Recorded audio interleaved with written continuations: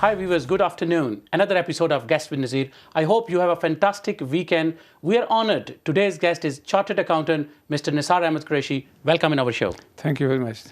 Mr. Qureshi, please tell our viewers about your childhood and your early education. Yeah, I was born in a place called Mirpur, Azad Kashmir in Pakistan in 1945. I went to local primary school and then I went to a place called Muzaffarabad in Azad Kashmir, which is a beautiful valley. Beautiful valley. And I did my early education there in Muzaffarabad. Came back and went to government high school, Chakswari, which is again in Mirpur. And then I went to government degree college in Mirpur, which was affiliated to the Punjab University, and I did my graduation from there. Mr. Qureshi, when we talk about the institution, and especially early 40s, 50s, the facilities were not fantastic. Please tell our viewers, how was the facilities in school? Do you have fantastic desks and chairs, or you have a mat? So what was like that? Well, we used to take mats from home to sit on, and we were sitting on floor on the soil. But it was clean, and I think early childhood there were sweet memories. I think although it was. And what's rough. about the facilities like clean drinking water and electricity? There was no electricity. Clean water, yeah, they were well, and the water was really nice and pure.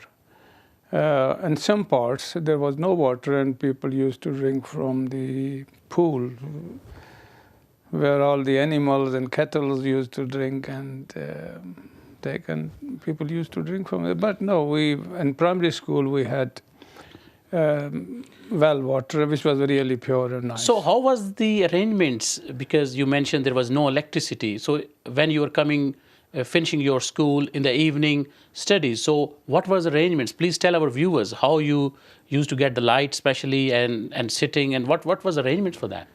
Yeah, it was again. I think there are sweet memories, and we had kerosene lamps. But going to school and coming back was daylight, actually. Daylight, it wasn't dark. We were children. I'm talking about the homework in the evening. Homework in the evening, we used the lantern, which was lit by kerosene oil. And then we also used to have a kerosene lamp, which is called gas lamp. I think they pumped the gas in. And a very technical thing, yes. Yeah, technical. Yeah, it was okay, perfect. And in graduation, so what subjects you have chosen when you were doing graduation? Yeah, English was compulsory, then political science, your subject. Okay. Islamic studies, yeah. I see. Yeah. So when you decided to move to United Kingdom? I think it was 1969 that somebody suggested to me, why don't you go to England for further studies? I said, doing what? He says, chartered accountant. I heard it first time myself, chartered accountant. And he gave me address of institute and I applied for the admission, and I got the admission. So I came to England in 1971. So the education at that time, it was a government funded, it was a scholarship, or what were the arrangements at that time? No, it was privately funded, no government funding, no. It was my own. So you directly came to London or you came to Sheffield? So what was your destination? It was a long destination. Actually, I came by road. You'll be surprised to hear. First time I came that's by very road. adventurous. We'll talk about that later on. Came by road. I think we set off on 31st of July, 1971, from Islamabad, through Afghanistan into Iran and Turkey, Australia, Switzerland, Italy, France, into UK. So how many people were there in your... About 14. 14, Yeah. I see. And came. There was no visa requirement, so I just came in. I had the study paper and shown them, and I was admitted to the country. So a fresh graduate coming from Pakistan, the first language is not English. How was the communication here in your early days? But to be honest, my English was very good, same as now. It's not improved, not. No, you speak not fantastic English. I'm not saying that, but you know, when you are coming from a culture where the English is not the first language, so obviously there are hesitation, there are certain, I will say, hurdles you have to cross those. Well, there are hesitations, but they had no hesitation. Whether it is wrong or right, I You just carry on. conveyed, I spoke, and that's it. There was no problem. So your city was early days. City was Sheffield or London? Now I stayed a couple of nights in Luton, and then came back to Sheffield. I stayed in Sheffield. So please tell us your memories about your student age when you were a fresh graduate from Pakistan, going to university, attending classes, and tell us about your teachers' communications. How was that those As I days? said earlier, I had no big problem with English coming here, and started accountancy. It was through training, like your solicitors. So like article clerks and then- articleships, yeah. But at the same time, we were doing courses with London School of Accountancy in London. And now and then for 8 weeks or 6 weeks, we used to go there studying full-time, attending classes and So courses. how many years it took to qualify? My training contract was for 4 years. 4 years. January 1972 to December 1977, and qualified in that period.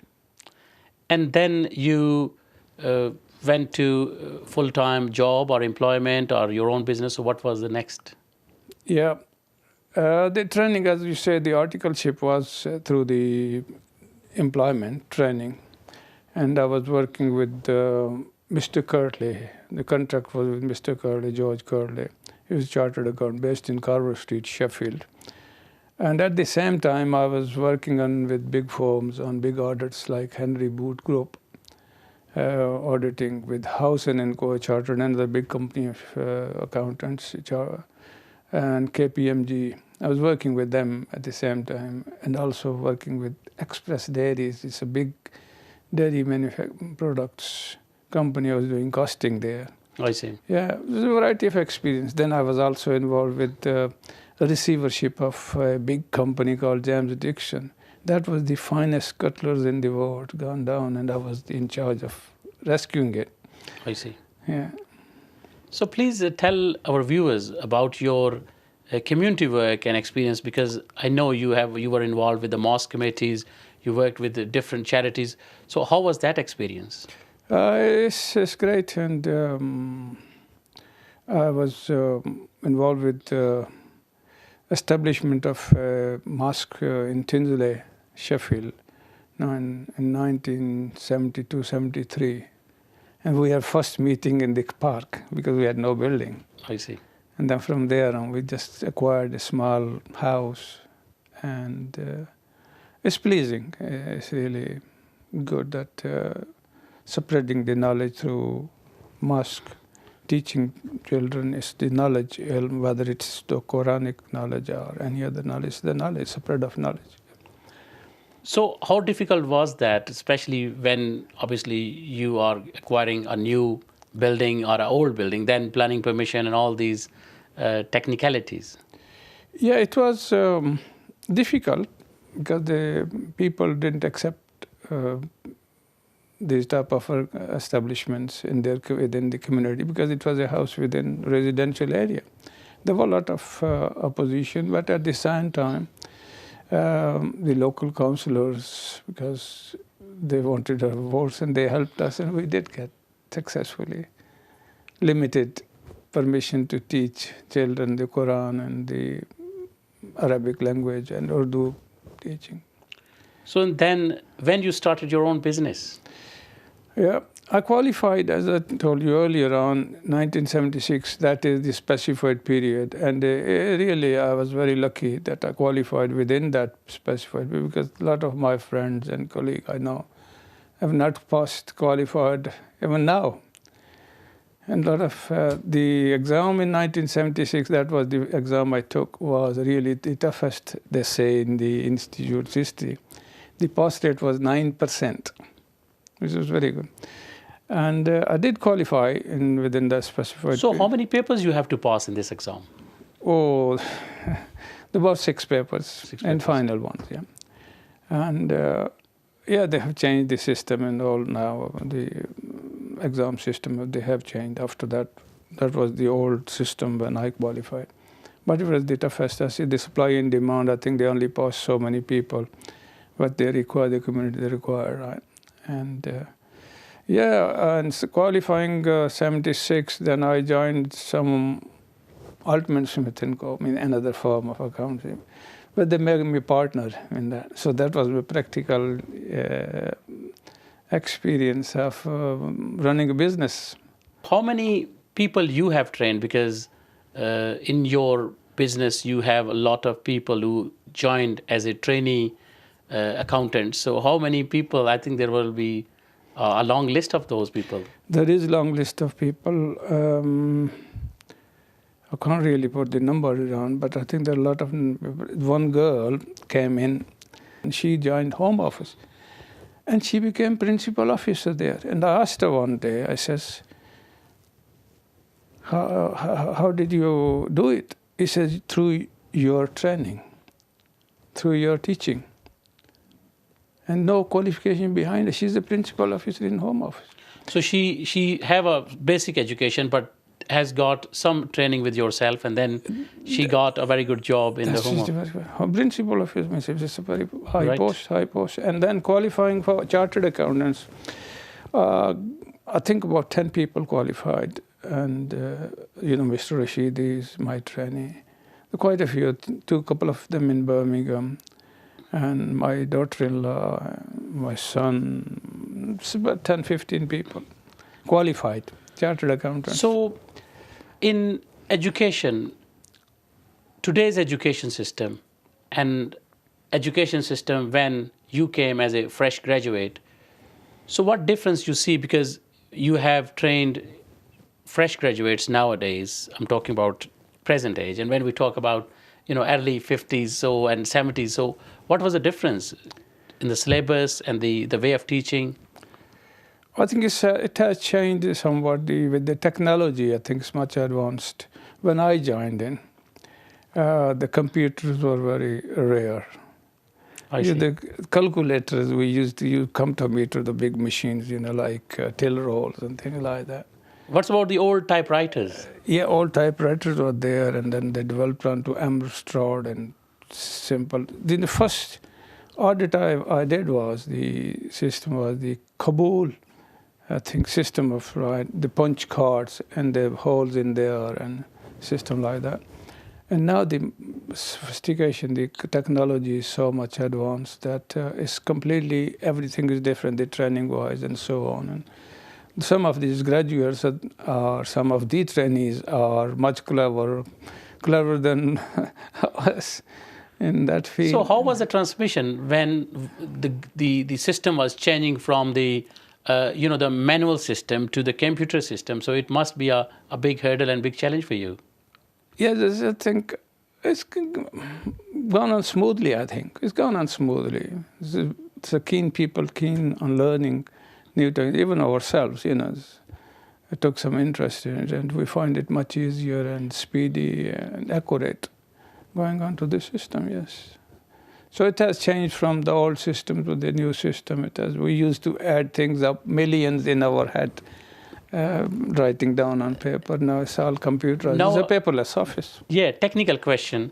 So how you see the government, this new change, which is everything online, so you don't need a lot of papers. All you need is to complete all your internal auditing and putting all this information on the online system. How do you see that change? Is it good or difficult? It is. It's very good, I think, but there is a learning curve. The government is still not familiar with the system as well. They're doing it slowly. I think they might take a couple of more years. Any suggestion, being a very experienced chartered accountant, you will suggest to the government that how they can improve their office system and also the tax system? Well, I think they had difficulty, especially taxation-wise. I think old experience like ourselves, the old inspectors, they are retiring, and the new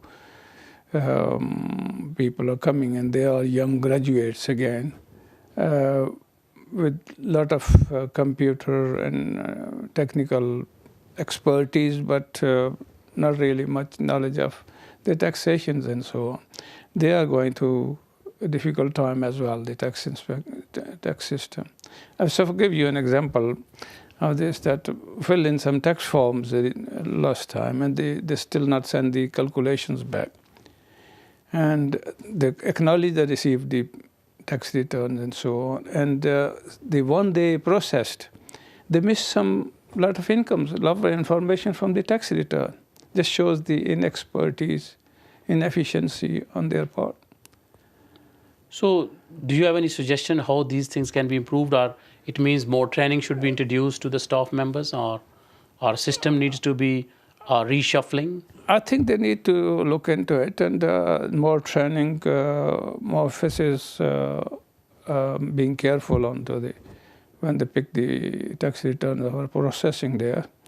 But what they're doing is, as you said, that they're going digital. Once everything is computerized, then the onus will be on us to input the information properly. Then their computer system would pick it up, not the manual ones. So it would eventually get it right.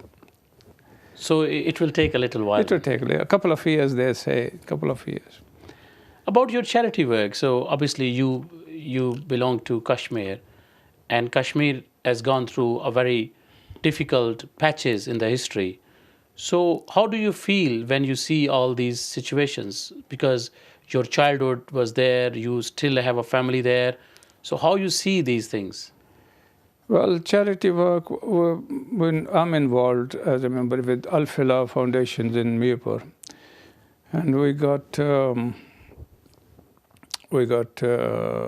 this charity, and we got some doctors who look at the patients come in, and we provide free medicine with that.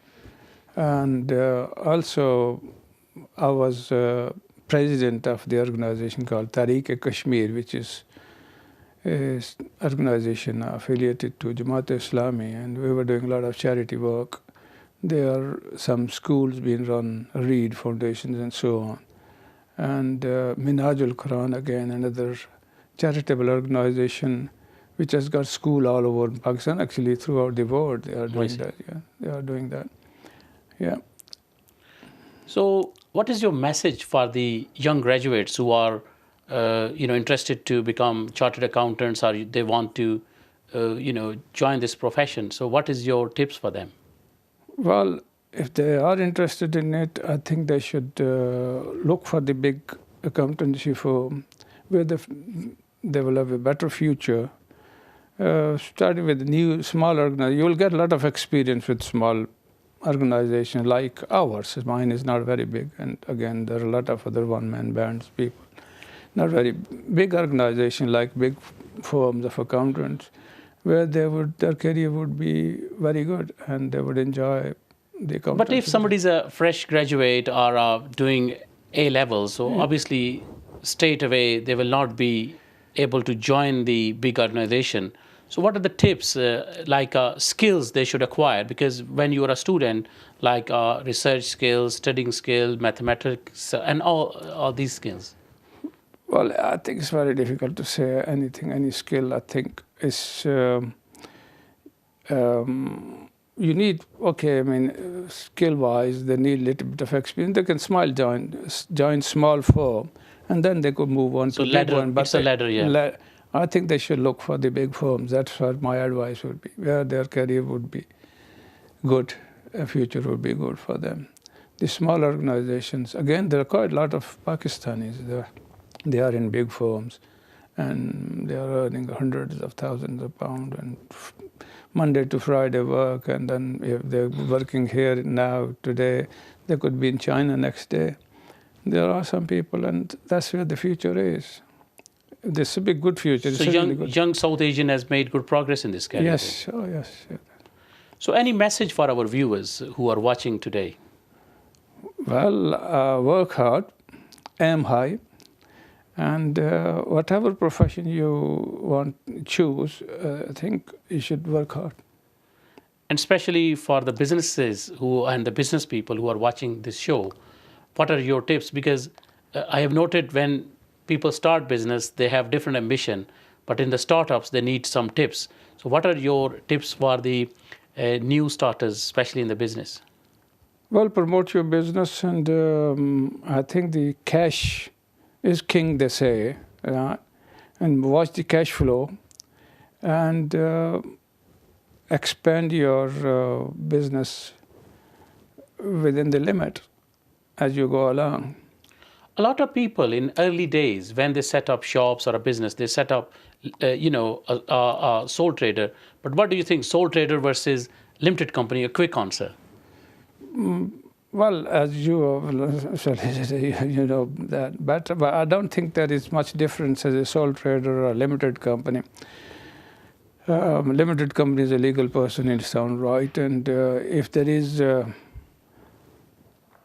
some problem they see with the creditors, I think they will decide to go limited. Other than that, I think... So it means accountant's advice must be taken on board to decide. Yeah, how risky business is and this, that, and if they got their own private personal assets involved in it. And so be careful with that. But looking at the business structure of what they want to do is with this, then you can decide.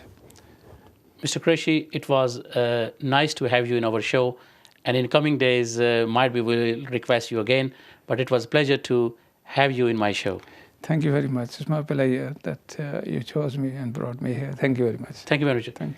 Viewers, this was Guest with Nazir. I hope you have enjoyed today's episode. If you want to join our show as a guest, please do send me an email and I'll request my team to consider your name. Keep watching Sheffield Live TV. Thank you.